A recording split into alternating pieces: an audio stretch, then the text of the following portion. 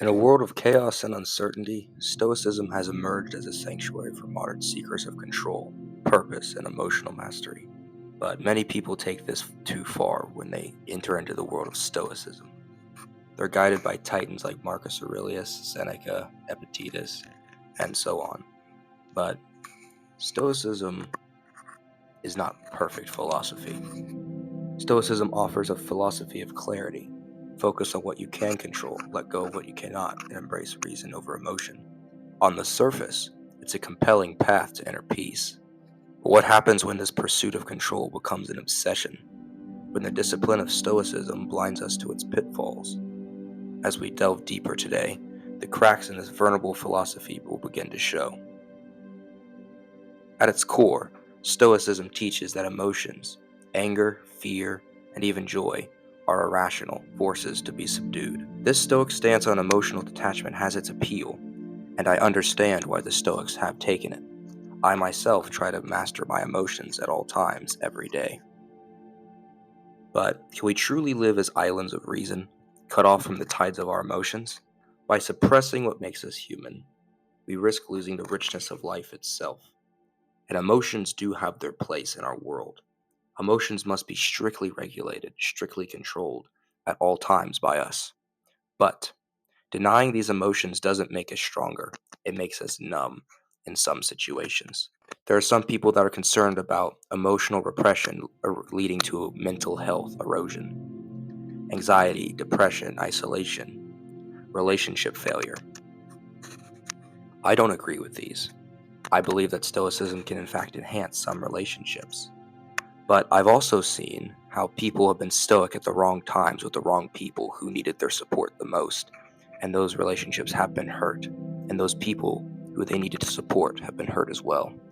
You need to be very careful about when you are stoical and when you're not stoical with people, or else you can cause more harm than good.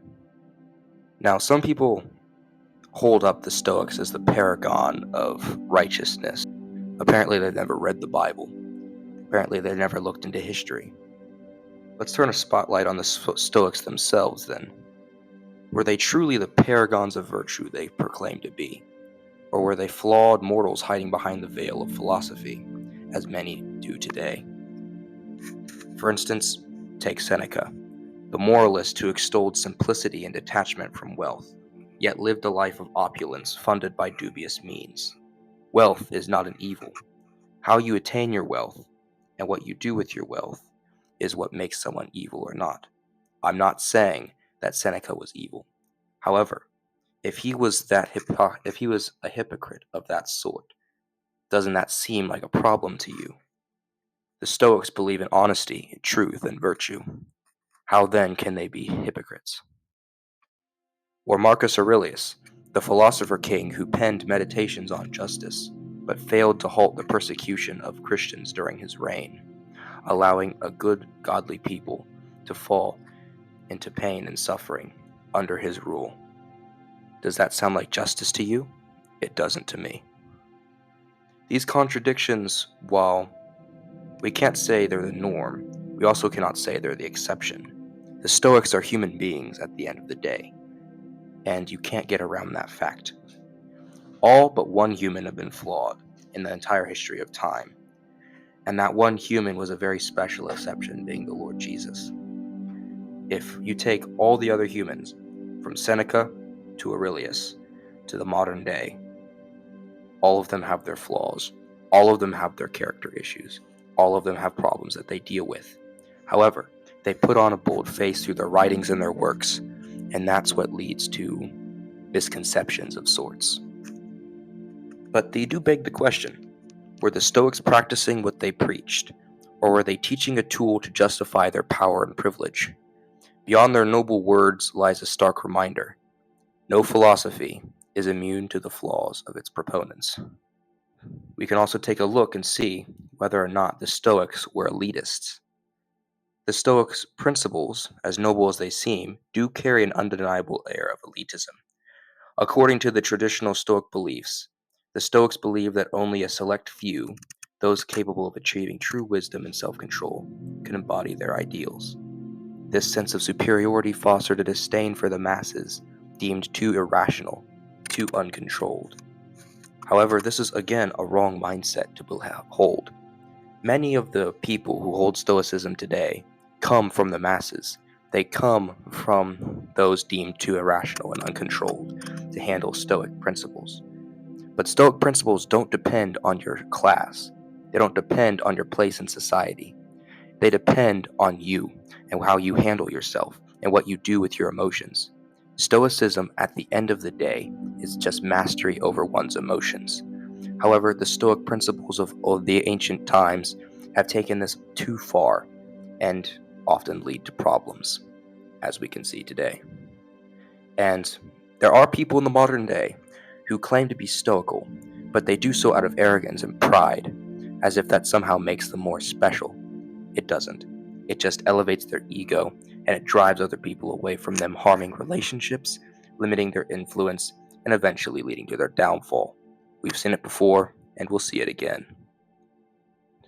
Wisdom born of arrogance is a fragile construct.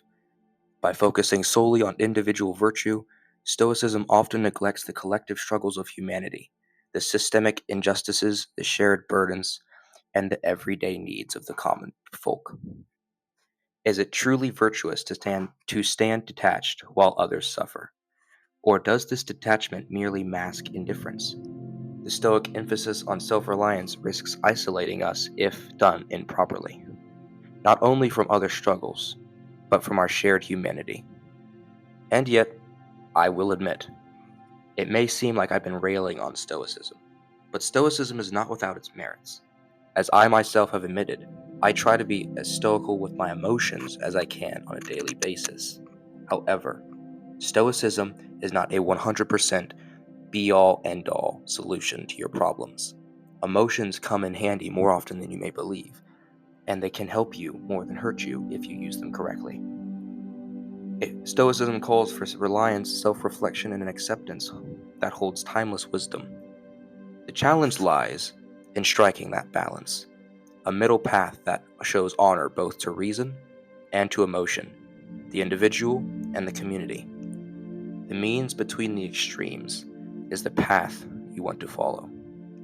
True strength is not found in the suppression of feelings, but in the understanding and mastery of them. True wisdom is not found in detachment, but in engagement with ourselves, with others, and with the world around us in a positive way. We must learn to adapt Stoic principles to our human reality, embracing the messy, beautiful complexity of life. Only then can we transform this ancient philosophy into a living practice, rather than a rigid dogma that will drive us into the depths of the grave, unsatisfied, fulfilled, and eventually burnt out.